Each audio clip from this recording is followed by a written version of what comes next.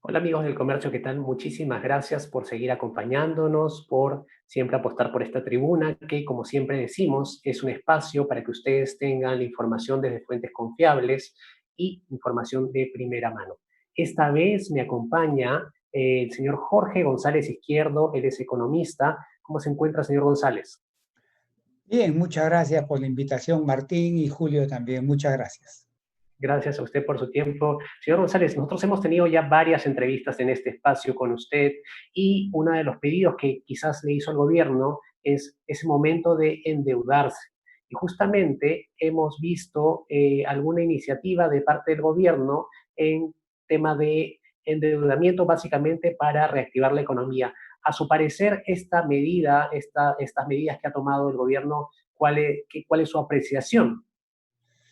Bueno, mira, eh, acá lo que hay que evitar en la medida de lo posible es que muchas empresas quiebren, es decir, micro, pequeña y mediana empresa sobre todo quiebren, porque si quiebran, la recuperación posterior de la economía cuando ya pase la emergencia va a ser bastante complicado, ¿no? Una cosa es tener una empresa viva que la puedes reactivar relativamente rápido.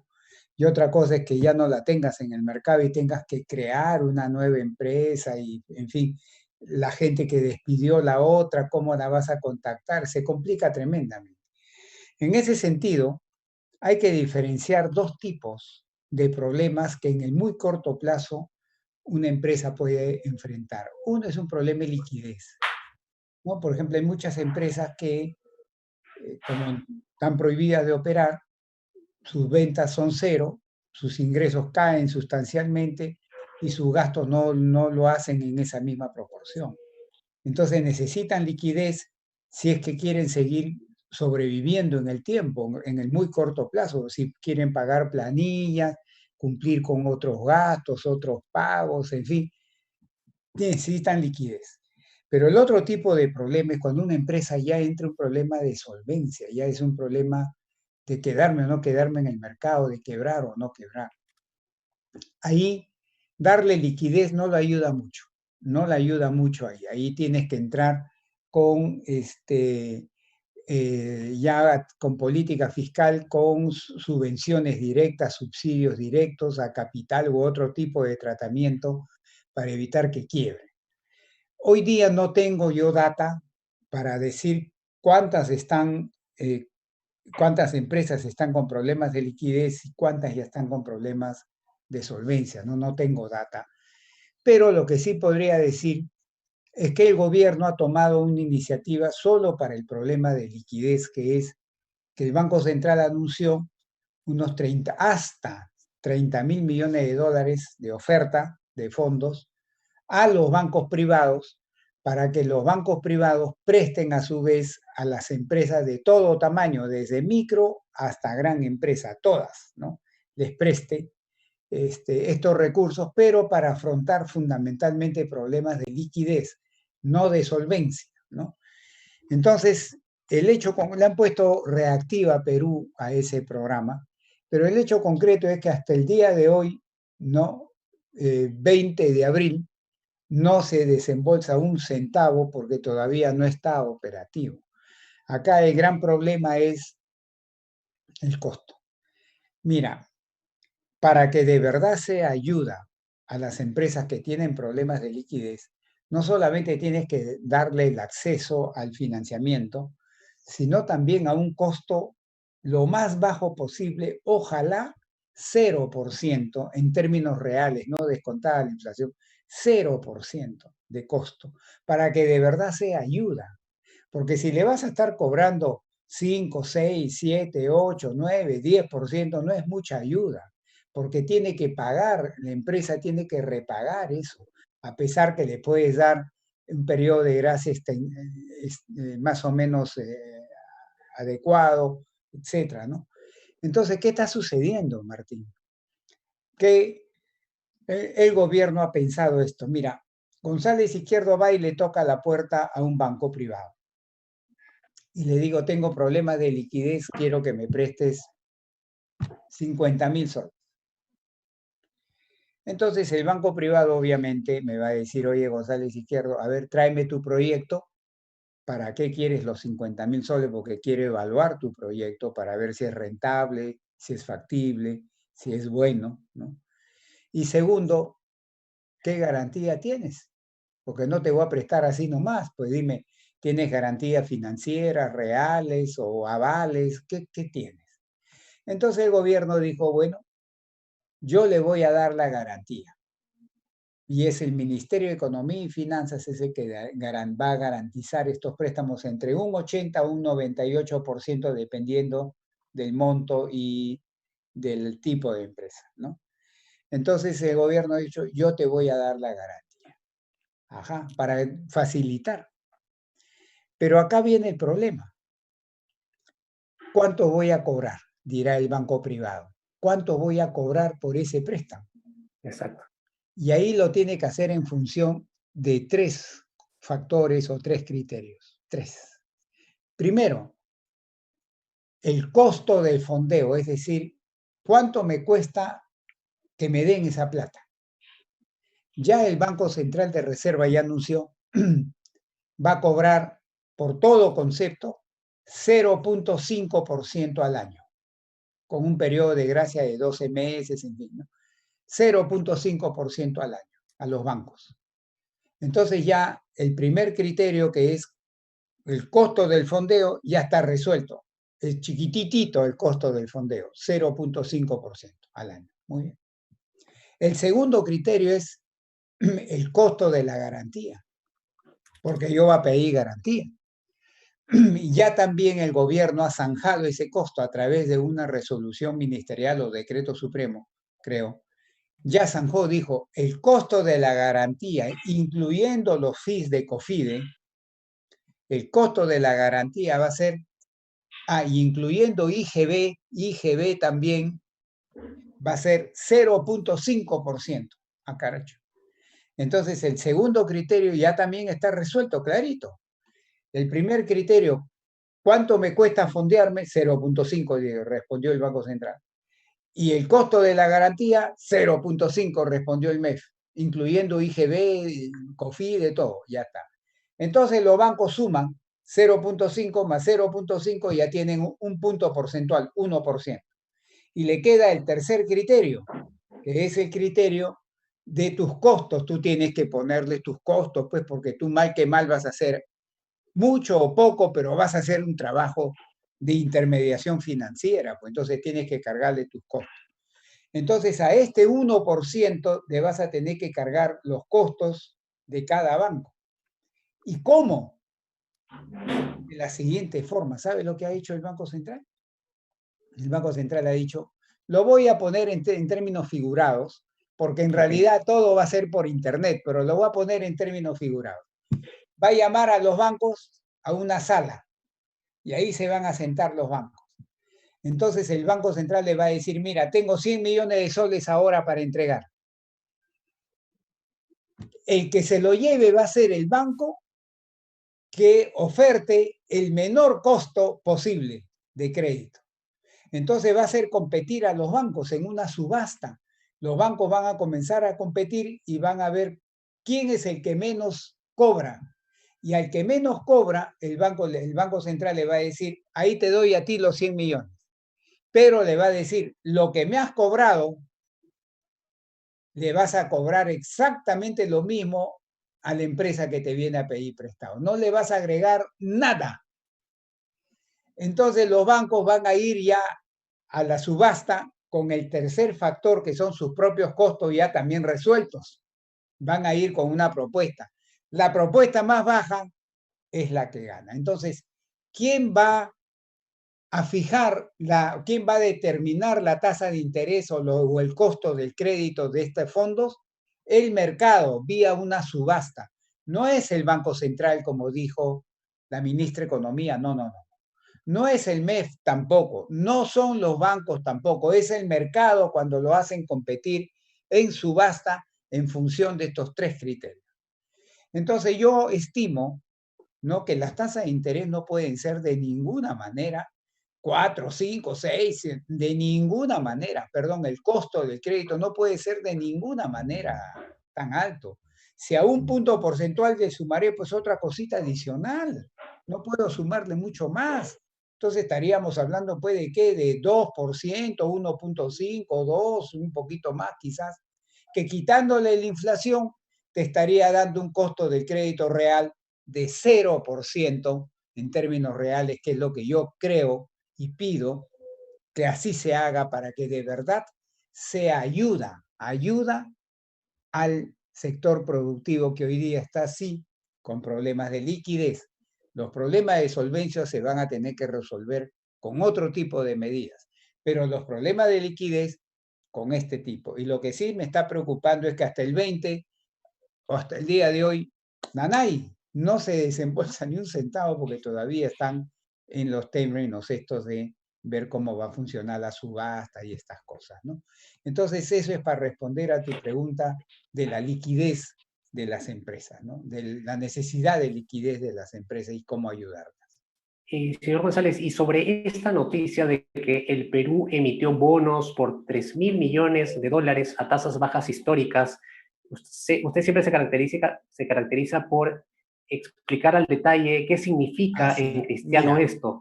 ¿Qué yo significa acá este en detalle? programas anteriores con ustedes, yo le decía al gobierno, al señor Vizcarra, si se tiene que endeudar, endeúdese, le decía. Exacto, No se sí. haga problema, acá lo he dicho yo, y hace Sí, sí, semanas lo he sí. dicho. Le dije, endeúdense. ¿Y por qué? Por tres razones, les dije. Primero, porque el costo de endeudarse, sobre todo en el extranjero, es bajísimo, se acerca a cero. Segundo, porque el costo promedio ponderado de la deuda pública peruana es inferior al crecimiento potencial de la economía y ese requisito es así. No debes tener mayores problemas para pagar en el futuro esa deuda.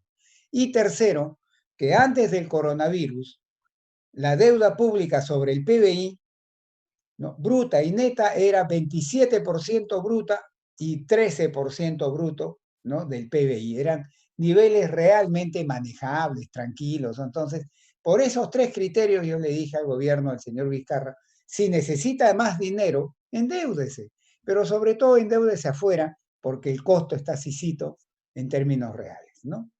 Y así han sacado una emisión de 3.000 millones de dólares en el extranjero y prácticamente en el extranjero el costo tiende a cero, pero no tanto porque se trata de nosotros los peruanos, sino Ok, que el sí. mercado mundial está así con las tasas de interés en el mundo. Claro que va a haber diferencias. Si se presenta Venezuela, obviamente no le van a cobrar pues una tasa de interés cerca a cero, le van a subir fuertemente. O si se presenta Argentina, porque son países que están pues bien mal, ¿no es cierto? Pero países normalmente adecuados, con grados de inversión como el nuestro, es obvio que nos cueste bien poquito y es una buena decisión que ha tomado el gobierno y yo la apoyo, la decisión de endeudarse hasta 3.000 millones de dólares. Eso sí, le digo que la mayor parte de esos recursos los use para financiar inversión, no tanto gasto corriente. ¿Y por qué? Porque esos recursos se van a tener que pagar, se van a tener que devolver. Si uno financia inversión, de la rentabilidad de la inversión es que sale la plata para pagar. Pero si yo financio gasto corriente, es decir, consumo, ¿de dónde va a salir la plata para pagar? ¿De dónde voy a sacar la plata para repagar ese crédito en el futuro? Lo voy a tener que sacar de otro lado, pues no, porque como no lo he hecho para inversión, ya no va a salir del mismo proyecto de inversión para repagar. Entonces, por eso es que esa plata le estoy recomendando que lo use mayormente en inversión y no tanto en gasto corriente. Y como tengo necesidad de gasto corriente, porque miren, semana a semana ha quedado claro, y amigo, y disculpe que lo diga, pero el sistema público de salud está mal en el Perú. Ya quedó claro hoy día, mal está. Entonces el gobierno tiene que meterle plata a eso para levantarlo, a ese sistema público de salud para que pueda afrontar la pandemia pues del coronavirus, sino cómo lo va a enfrentar. Y tiene que estar, y ese es gasto fundamentalmente corriente. Entonces ahí le estoy diciendo que use sus ahorros que tiene ahora en soles, que Ok. use sus ahorros que tiene ahora en soles para financiar mayormente ese gasto corriente que de todas maneras se tiene que hacer para que el sistema público de salud en el Perú haga esto, aunque sea un poco, para que tenga mejor defensa ante la pandemia del coronavirus, ¿no? Entonces, esa es la explicación que te doy al endeudamiento de los 3.000. Coincido que es una buena medida que se ha hecho.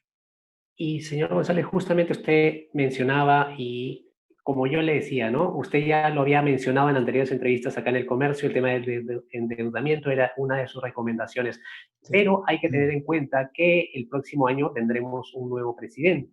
En ese sentido, este endeudamiento, ¿de qué manera tendría que llevarlo el próximo presidente? ¿Es quizás endeudar la próxima gestión?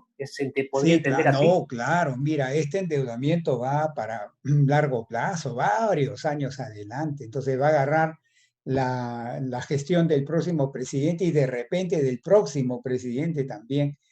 Pero como este es un efecto transitorio, porque, ay Dios mío, que Dios nos escuche, pero que nunca más vuelva a venir algo como el coronavirus, ¿no? Que nunca más vuelva a venir algo como el coronavirus. Entonces es un efecto transitorio, porque no se va a estar repitiendo todos los años o cada 3 años algo tan grave como lo que estamos viviendo ahora. Entonces en el futuro ya me puedo ajustar el cinturón y poner las cosas en su debida perspectiva. No le veo problemas, no le veo problemas a este endeudamiento que está haciendo el gobierno del señor Vizcarra respecto al próximo gobierno y al subsiguiente. Si se hacen bien las cosas, no debe haber problemas.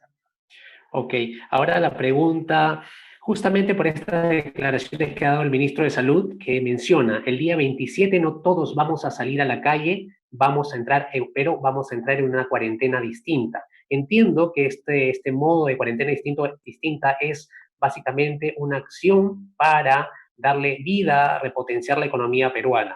Y también quería preguntarle, ya en las anteriores entrevistas, usted había indicado que uno de los motores más fuertes que tiene la economía peruana es el gasto de las personas, principalmente, gastos, Consumo muchos gastos privado, con 65% pesa. consumo privado, exactamente. Y teniendo esos dos parámetros, las declaraciones del ministro de Salud y este motor del consumo privado, para usted,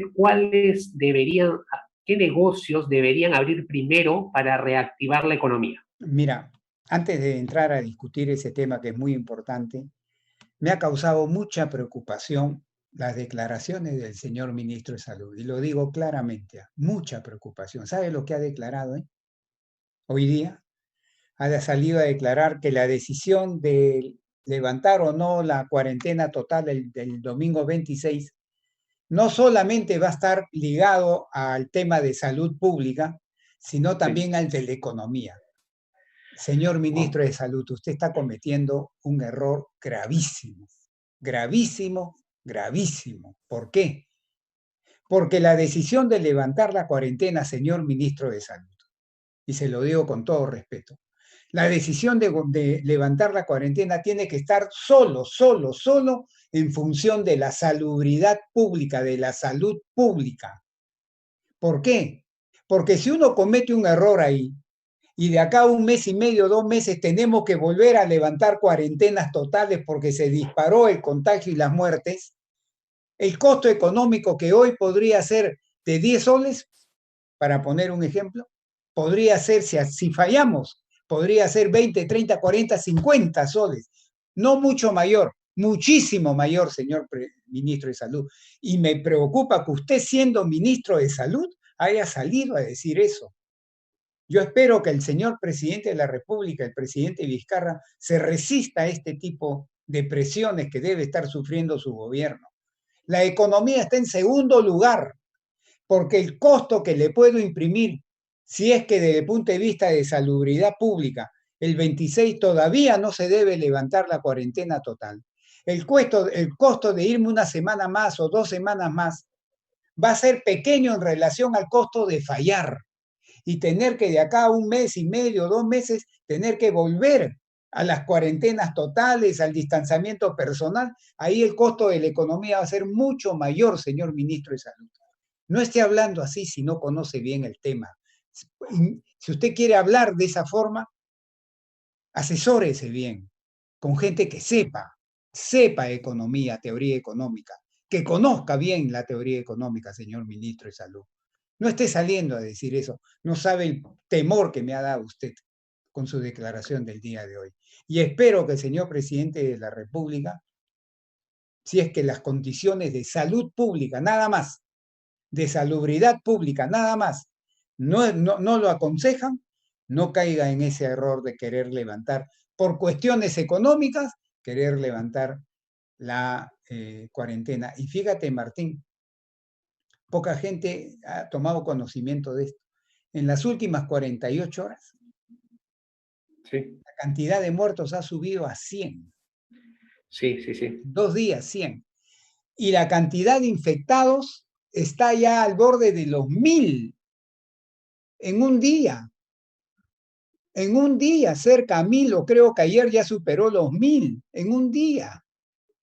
Entonces, si esa tasa de infección y esa tasa de mortalidad sigue, sobre todo la de infección, la del contagio, yo no creo que podamos este domingo, podamos levantar y sacar la gente a la calle, por lo menos una proporción grande de la población.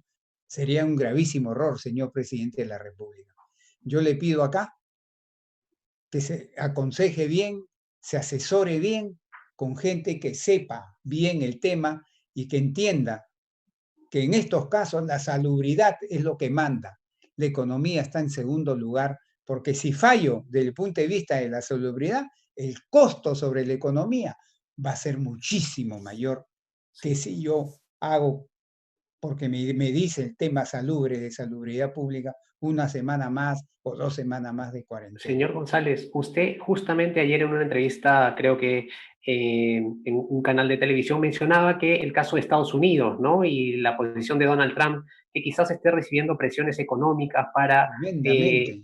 en ese caso, y usted decía, quizás en el Perú no suceda lo mismo, pero luego de conocer la opinión del ministro, ¿qué le Yo creo que parece? deben estar sufriendo presiones de diferentes grupos de interés económico, pero que no entienden de que el costo sobre la economía podría ser mucho mayor si es que hay un rebrote fuerte, intenso de la pandemia del coronavirus, ¿no? Habiendo dicho eso claramente, ahora sí vayamos a tratar. Mira,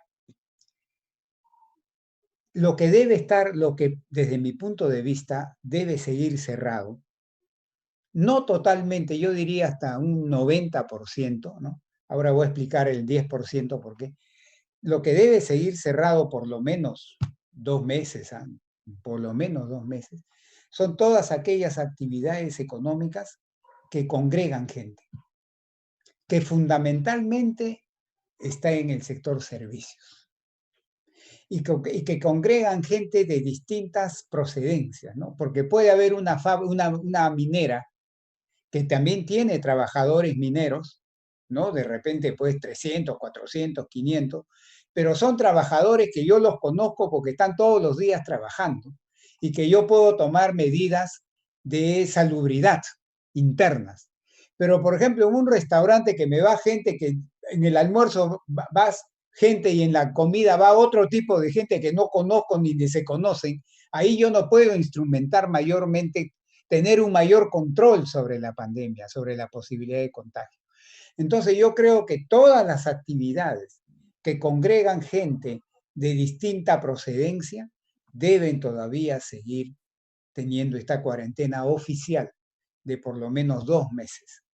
Hasta un 90%, digo, ahora le voy a explicar por qué. Ahí está metido turismo, ahí está metido restaurantes, ahí está metido gimnasios. Oye, toditas las actividades que son bastantes y pesan en la economía nacional, lamentablemente tienen que todavía estar pegadas. ¿Y por qué digo 90%? Porque puede haber actividades como restaurantes, ¿no? Que pueden hacer delivery o pueden hacer recojo en puerta, o sea que tú haces tu pedido, vas y recoges en puerta y te vas a comer a tu casa. O sea, no es que los cierras 100%, los puedes Claro, cerrar 90, 95, pero siempre le dejas un margen de que alguito haga de actividad económica, pero eso va a ser en ciertas actividades, peluquerías, colegios, también. o sea, mira tú a los colegios, ya dijo el gobierno del presidente Vizcarra que hasta diciembre van a seguir siendo virtuales las clases. O sea, hay sectores donde congregas gente que van a estar, ya están siendo golpeados y van a seguir siendo golpeados fuertemente. Entonces, esos sectores lamentablemente van a tener que seguir cerrados o por cuarentena oficial, es decir, que el gobierno lo hace, o por cuarentena voluntaria privada, porque yo te digo, voy a pensarlo 100 veces antes de ir a un restaurante, si es que llegan a abrir los restaurantes, ¿no? Yo lo voy a pensar 100 veces, o una peluquería, ya veré dónde me corto el pelo, porque me voy a morir de miedo, pues tú no sabes quién está a los costados tuyos. Y si la pandemia sigue, ¿cómo sabes tú que el que está a tu costado no está infectado? De repente él ni sabe tampoco. Entonces, esas son las actividades. Oye, ¿esas pesan en la economía? Sí. Miren amigos, el sector servicios te pesa el 50% del PBI nacional, o sea, el 50% de la economía lo hace el sector servicios. Claro que ahí está, por ejemplo, los servicios financieros, según una serie, servicios públicos, una serie de servicios, pero la parte esta privada que convoca mucha gente, conglomerados de gente, pesa. Por ejemplo, solo el turismo, para mí, solo el turismo te pesa alrededor de 3% del PBI peruano, que no es poca cosa. El turismo, solo el turismo te pesa 3 puntos del PBI peruano, que no es poca cosa. No es poca cosa. Digo, construcción, todo el sector construcción a nivel nacional te pesa un poco más de 5%. Y el turismo está en 3.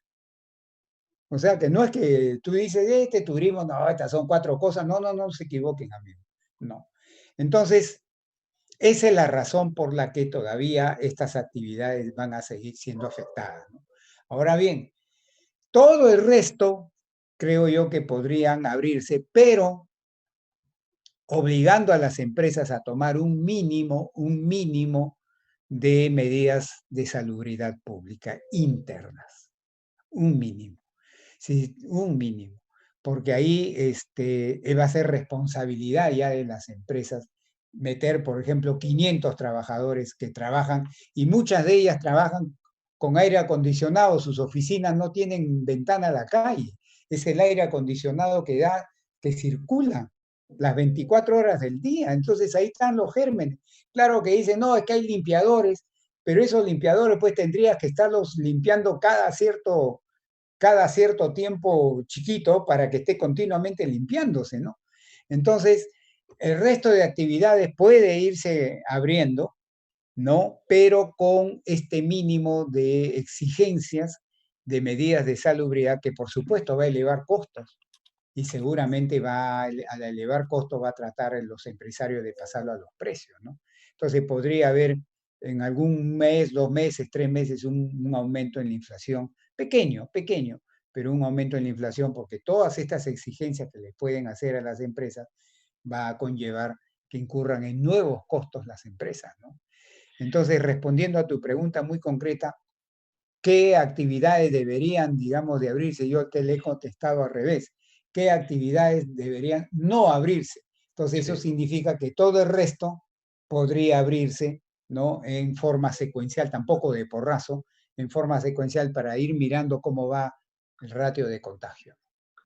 Y ver también el incremento de gastos que involucrará abrir en estas condiciones. Eso también es importante tenerlo muy, Lo muy en cuenta. otro que lo quiero repetir ahora, Martín, es de que lo que dije también en anteriores programas del comercio, ¿de qué depende que el costo sobre la economía sea pequeño, mediano, grandazo? Depende de cuánto dura la pandemia, de la duración de la pandemia. Si la pandemia dura mucho tiempo, el costo es muy grande. Si la pandemia dura poco tiempo, el costo es menor. ¿Y de qué depende que la pandemia, la duración de la pandemia? ¿De qué depende la duración de la pandemia? De la calidad, y escúchenme bien amigos, de la calidad del servicio público de salud. Si el servicio público de salud da una respuesta eficiente, contundente, buena, te puede poner cota a la pandemia más o menos en un tiempo prudencial no muy largo. Pero si la calidad con que responde el servicio público de salud en el Perú es más o menos, entonces la pandemia puede alargarse y aumentar el costo. ¿Y qué es lo que González Izquierdo está mirando hasta el día de hoy, lunes 20 de abril? Que la calidad con que está respondiendo el servicio de salud peruano no es el adecuado, no es el adecuado. Y no solamente lo digo yo, ya también lo ha reconocido el señor presidente de la República, que hay varias fallas en el sistema público de salud en su respuesta. Ok. Eso tiene que ser una lección, Martín, para el futuro. Tanto se ha hablado de invertir más en educación, invertir más en salud, y no se ha hecho. Bueno, ahora lo estamos pagando. Ok, señor González, yo le doy el pase como siempre, si quiere agregar algo, siempre es un gusto conversar con usted.